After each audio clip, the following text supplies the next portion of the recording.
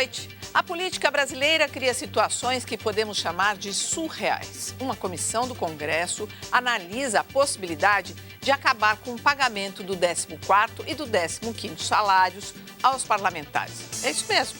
Será que há alguma chance da proposta ser aprovada? Nesta edição do Jornal da Cultura, nós vamos falar sobre os privilégios de senadores e deputados que acumulam ganhos alcançados por apenas 1% da população do país. E veja também outros assuntos em destaque nesta sexta-feira. Apagão deixa 11 estados sem luz no norte e nordeste e prejudica os serviços de telefonia e de fornecimento de água. Bancos são acusados de reter salários de pessoas endividadas sem aviso prévio aos clientes. Procuradoria-Geral da República pede ao Supremo a apreensão dos passaportes dos condenados no julgamento do mensalão. Governo de Pequim censura a internet depois da notícia de que o primeiro-ministro chinês tem fortuna de quase 3 bilhões de dólares.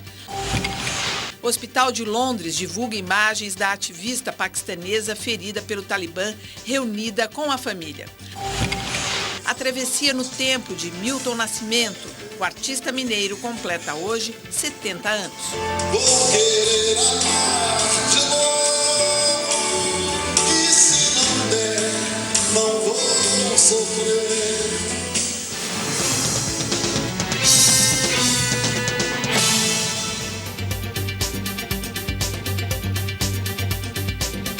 Participam do Jornal da Cultura desta sexta-feira o filósofo Luiz Felipe Pondé e o cientista político Carlos Novaes. Projeto de lei que tramita na Câmara Federal propõe a extinção do 14º e 15º salários para deputados e senadores. Os deputados e senadores federais têm que comparecer no Congresso 3 dias na semana, um total de 123 dias ao ano. Assim, sobram quase 5 meses livres. Eu adoro ser brasileira, eu tenho o maior orgulho, mas quando eu vejo isso... Em geral, trabalhadores com carteira assinada tiram no máximo 30 dias de férias por ano. Eu, como trabalho por conta, não tenho férias por ano.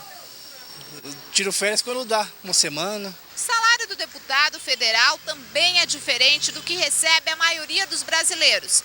Cada parlamentar ganha por mês R$ 26.700. Apenas 1% da população tem renda igual ou superior a esse valor.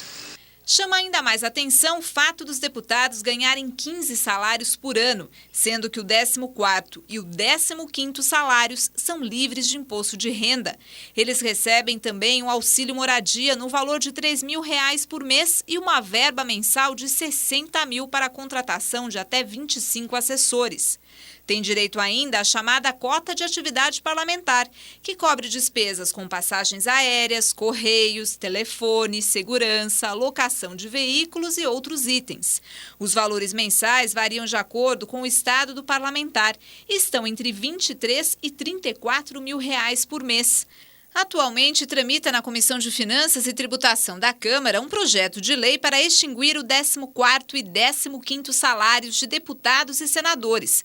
Mas a proposta ainda não pôde ser votada. Houve falta de quórum durante 7 sessões seguidas, segundo o relator do projeto. Todos os trabalhadores e trabalhadoras do Brasil têm 12 salários, 13º, descanso remunerado. Não tem porquê deputados federais e senadores terem 14º e 15º. Com o projeto aprovado e o corte nos vencimentos extras dos 513 deputados, a economia para os cofres públicos seria de quase 27 milhões e meio de reais por ano. Quando nós vemos essa quantidade de abusos, o que se pode dizer é que está faltando bom senso. Pode ficar a impressão, inclusive, de que essa concessão para a representação dos interesses em nome da sociedade esteja sendo traída a partir do uso desse poder para satisfazer interesses individuais ou interesses corporativos. Traduzindo, vocês acham que a extinção desse 14º, 15º salário vai acontecer? Bom, vai depender da opinião pública, do quanto eles avaliarem que é desgastante ou não. E também vai depender de quanto eles avaliarem que é possível obter esse dinheiro de volta de outro modo. Não é? Ele está pessimista hoje. Não, mas é que eu sou... É que tá... eu sou muito realista, principalmente com essas coisas que a gente conhece bem, né? Porque quando eles pensam em retirar algum dinheiro desse tipo, fique certo que já tem umas 3 ou 4 soluções para como é que esse dinheiro pode voltar de outro modo. Né? Porque, veja bem, o problema todo não é o salário dos deputados. O problema todo é o seguinte, é a liberdade que eles têm de alocar os outros recursos. Eles têm verba para contratar consultoria. Só que quem define que a consultoria qual são eles. Eles contratam livremente até 25 pessoas, tem 60 mil reais mês para gastar desse modo.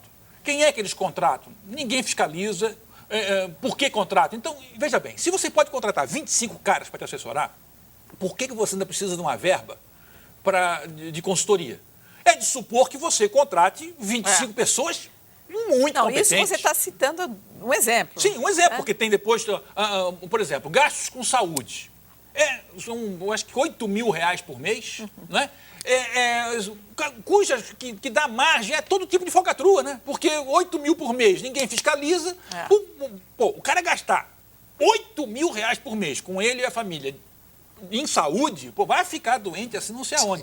Então, é uma quantidade de benesses e é um conforto, quando comparado à vida cansada e dura que as pessoas têm, aí gera revolta e mais abre espaço para um monte de demagogia. Mas essa revolta podia virar alguma coisa, não é? Como você falou, mudar isso. É a minha grande esperança, né? Que um dia se mude isso. Assim, concordo com tudo que o Novaes falou. Assim, eu só acrescentaria que, além disso tudo, isso é só mais um indício daquele fenômeno que qualquer teórico de política sabe, filósofo, cientista, de que os representantes, eles formam uma espécie de máfia, uma máquina que só representa eles mesmos, a começar pelas reeleições. A ideia de que alguém pode ficar 2 mandatos e depois se reeleger de novo, isso é a prova cabal de que o sistema é absolutamente mafioso. É como o Novaes vive dizendo, eles estão de costas para a sociedade. Mas isso é uma teoria que você vai lá atrás, assim, já se sabe, é a mesma coisa de que o cara fatura mais e tem vantagens ao ser representante, ele monta naquilo e suga o tempo inteiro.